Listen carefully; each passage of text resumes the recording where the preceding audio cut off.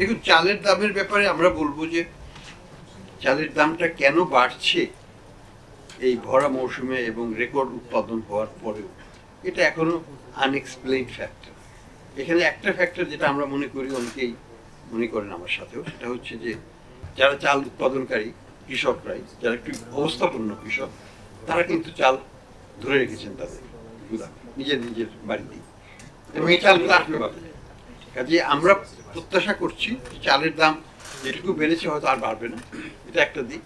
দ্বিতীয়ত হচ্ছে যে তারপরেও সরকার একটু সাবধানমূলক অবস্থা আছে।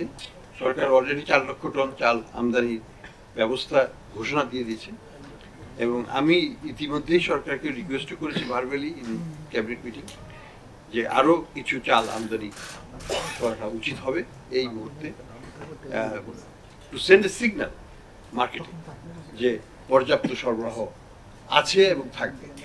আমাদের কোনো সরবরাহের কোনো ঘাটতি হওয়ার কোনো কারণ নাই, ডলারেরও কোনো ঘাটতি নাই। আমরা চাইলে চাল যত ইচ্ছা আমদানি করতে পারবো।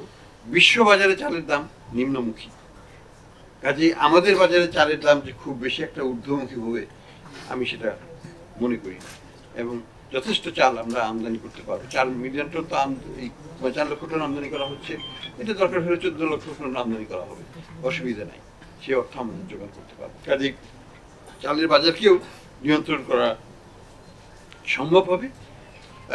একটা ভালো দিক হচ্ছে যে চালের দাম বেশি হওয়াতে কৃষকরা কিন্তু খুব ভালো অবস্থায় আছে।